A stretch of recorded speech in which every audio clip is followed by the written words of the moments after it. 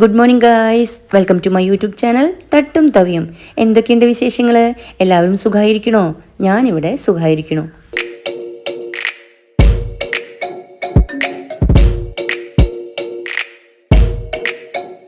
ഇന്നത്തെ വീഡിയോയിൽ എൻ്റെ ഹാഫ് ഡേ റുട്ടീനാണ് കേട്ടോ കാണിക്കുന്നത്. ഒരു നൈറ്റ് റുട്ടീനാണ്. സന്ധ്യ മുതൽ വൈകുന്നേരം നമ്മൾ ഉറങ്ങാൻ കിടക്കുന്നത് വരെയുള്ള ഒരു റുട്ടീനാണ്.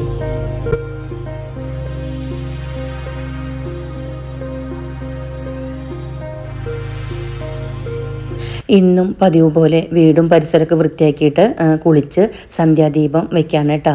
സന്ധ്യാദീപം കത്തിച്ച് വെച്ച് കഴിഞ്ഞാൽ കുറച്ച് നേരം ഇരുന്ന് പ്രാർത്ഥിക്കാറുണ്ട് കേട്ടോ. നാമങ്ങൾ ജപിക്കാറുണ്ട്. അത് കഴിഞ്ഞിട്ട് പിന്നെ ഞാൻ വൈകുന്നേരത്തെ കാര്യങ്ങൾക്കായിട്ട് അടുക്കളയിൽ കയറാറുള്ളൂ.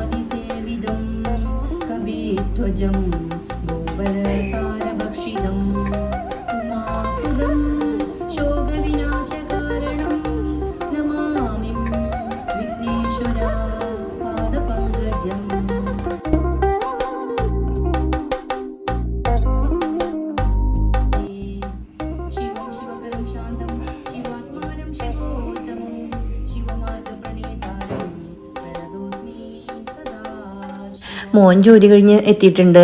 6-6:30 കേട്ടോ ജോലി കഴിഞ്ഞ് വരുമ്പോൾ. പിന്നെ ഫ്രഷൊക്കെ ആയിട്ട് വരുമ്പോഴേക്കും 7 മണിയാവും. അപ്പോഴാണ് ഞങ്ങൾ ഡിന്നർ കഴിക്കുക കേട്ടോ. 7-7:30 ഞങ്ങൾ ഡിന്നറും അതുപോലെ തന്നെയാണ് മോർണിംഗിൽ 7:30 ഞങ്ങളുടെ ബ്രേക്ക്ഫാസ്റ്റും കഴിയാറുണ്ട് കേട്ടോ. അപ്പോൾ ഇന്ന് ഡിന്നറിന് ബാലുവിനും കുട്ടൂനും ചപ്പാത്തിയാണ്. അതുപോലെ അവർക്ക് കറിയൊന്നും ഇന്നില്ല. എനിക്കാണെങ്കിൽ ഉച്ചക്കലത്തെ കറി കുറച്ചിരിക്കുന്നുണ്ട്. മോരുകറി ഉണ്ടായിരുന്നു. പിന്നെ എനിക്ക് ചോറ് തന്നെ വേണം കുറച്ചേ. അപ്പോൾ ചോറുണ്ട്. അപ്പോൾ അവർക്ക് ചപ്പാത്തിയും അതുപോലെ ചപ്പാത്തിക്ക് കൂട്ടായിട്ട് 2 മുട്ട ഞാൻ സവാളയും പച്ചമുളകും ഇഞ്ചിയൊക്കെ ഇട്ടിട്ട് തയ്യാറാക്കി വെച്ചിട്ടുണ്ട്. അതൊന്ന് മുട്ട ഓംലേറ്റോ അല്ലെങ്കിൽ ഒന്ന് കൊത്തി പൊരിച്ച് കൊടുക്കുകയോ ചെയ്യണം കേട്ടോ.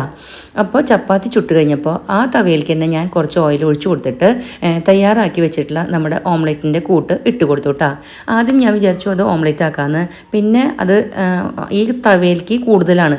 അപ്പോൾ പിന്നെ വിചാരിച്ചു അതെന്തായാലും കുത്തി പൊരിച്ചെടുക്കാമെന്ന് കേട്ടോ. ഞങ്ങൾ തൃശ്ശൂർക്കാർ പറയുന്ന ഒരു ടേമാണ് കേട്ടോ കുത്തിപ്പൊരിക്കുക എന്നുള്ളത്, മുട്ട കുത്തിപ്പൊരിക്കുക എന്നുള്ളത്. അപ്പോൾ അതൊന്ന് നന്നായിട്ട് കുത്തിപ്പൊരിച്ച് നമ്മുടെ ഹോട്ടലുകാരൊക്കെ ചെയ്യുന്ന പോലെ കുത്തിപ്പൊരിച്ച് എടുത്തിട്ടുണ്ട്.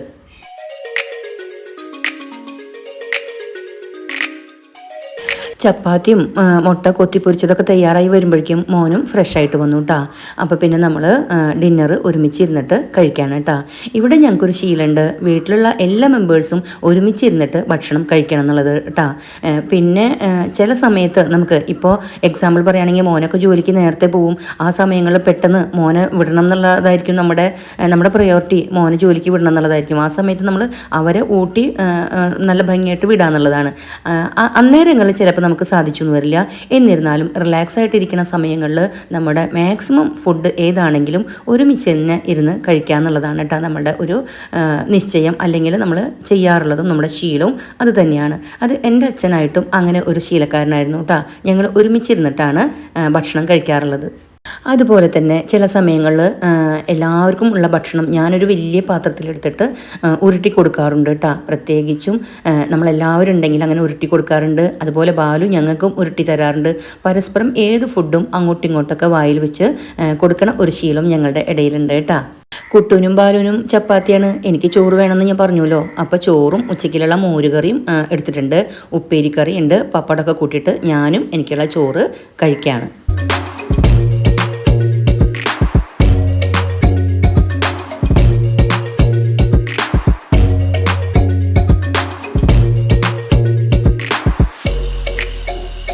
അത്താഴ പരിപാടി കഴിഞ്ഞാൽ അടുത്തത് അടുക്കള ക്ലീൻ ചെയ്യലാണ് കേട്ടോ.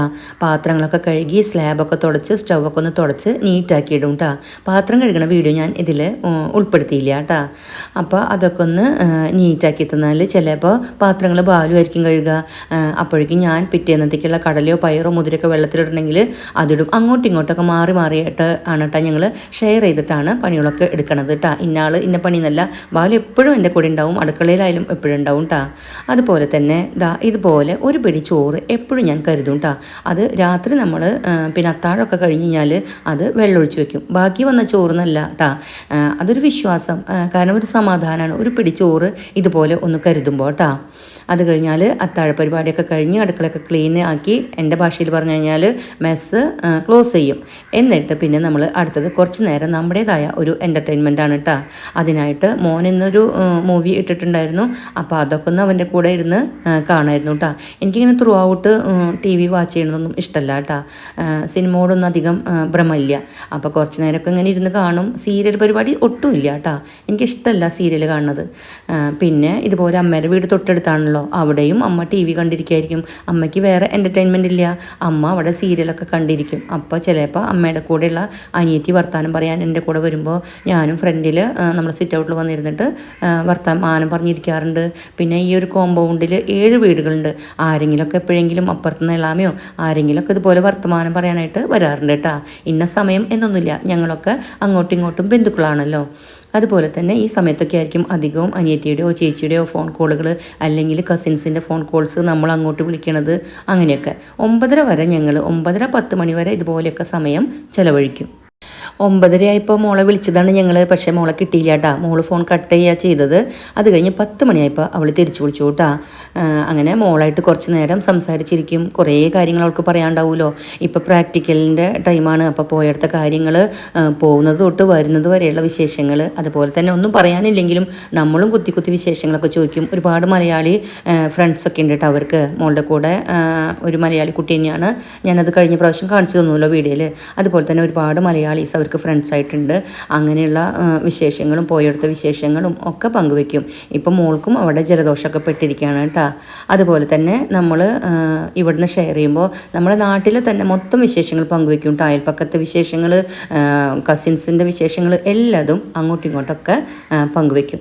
ഞങ്ങളുടെ ഒരു നേരം വരെയുള്ള വർത്തമാനം കഴിഞ്ഞിട്ട് വേണം ഇനി ആങ്ങളയ്ക്ക് കൊണ്ടുകൊടുക്കാൻ. ആങ്ങളും പെങ്ങളും തമ്മിലുള്ള എന്താ പറയുക, കളിയും ചിരിയും സന്തോഷമായിട്ടുള്ള നിമിഷങ്ങൾ കുറേ നേരം ഉണ്ടാവും കേട്ടോ. ഞങ്ങൾ കഴിഞ്ഞിട്ട് വേണം ഫോൺ മോൻ്റെ അടുത്ത് കൊണ്ടു കൊടുക്കാനായിട്ട്. ഞങ്ങൾക്ക് വൈകുന്നേരങ്ങളിൽ പ്രത്യേകിച്ച് ഒരു സമയം ഇല്ല കേട്ടോ. ഒരു നിശ്ചിത സമയം പറയാൻ പറ്റില്ല. കാരണം മോളുടെ കോള് വന്നു കഴിഞ്ഞതിന് ശേഷമേ ഞങ്ങൾക്ക് ഞങ്ങളുടെ ഒരു നൈറ്റ് അല്ലെങ്കിൽ കിടക്കാൻ പോകാനൊക്കെ ആയിട്ട് പറ്റുള്ളൂ. അത് പ്രത്യേകിച്ച് മോൾ പ്രാക്ടിക്കലിനൊക്കെ പോകുന്ന സമയമാകുമ്പോൾ എങ്ങനെയായാലും മോളുടെ കോളൊക്കെ കഴിഞ്ഞ് വരുമ്പോൾ വൈകും. പിന്നെ നമ്മളൊക്കെ ഒന്ന് ഫ്രഷ് ആയിട്ട് വരുമ്പോൾ നേരം വൈകാറുണ്ട്. 11:30, 12 മണി, 10:30, ചിലപ്പോൾ നേരത്തെ ആവാറുണ്ട്. അങ്ങനെയൊക്കെയാണ് നമ്മുടെ രാത്രി വിശേഷങ്ങൾ കേട്ടോ. അപ്പോൾ ബാലു ഇന്ന് മോളുടെ കോള് വരുമ്പോഴേക്കും ഫ്രഷ് ആയി കഴിഞ്ഞു. ഞാൻ ഫ്രഷ് ആയിട്ടുണ്ടായിരുന്നില്ല. അപ്പോൾ ഫ്രഷായി വന്നു. വെള്ളം എപ്പോഴും നമ്മുടെ മേശപ്പുറത്ത് ഈ ഒരു കുട്ടിക്കാലത്തിൽ തിളപ്പിച്ച് വെക്കും കേട്ടോ. നമ്മൾ അത് കഴിയുന്നതിനനുസരിച്ച് തിളപ്പിച്ച് വെക്കാറുണ്ട്. അപ്പോൾ നമ്മുടെ നൈറ്റിലെ വിശേഷങ്ങൾ ഇത്രയൊക്കെ ഉള്ളൂ കേട്ടോ. അപ്പോൾ എല്ലാതും ഞാൻ കാണിച്ചിട്ടില്ല. അതായത് പാത്രങ്ങൾ വാഷ് ചെയ്യണതോ തുണികൾ മടക്കി കൊണ്ടുവരുന്നതോ തുണി വാഷ് ചെയ്യണതോ അതൊന്നും കാണിച്ചിട്ടില്ല കേട്ടോ. അതായത് വൈകുന്നേരം തുണികൾ മടക്കി വെക്കണതേ ഉള്ളൂ, അത് ഞാൻ കാണിച്ചിട്ടില്ല.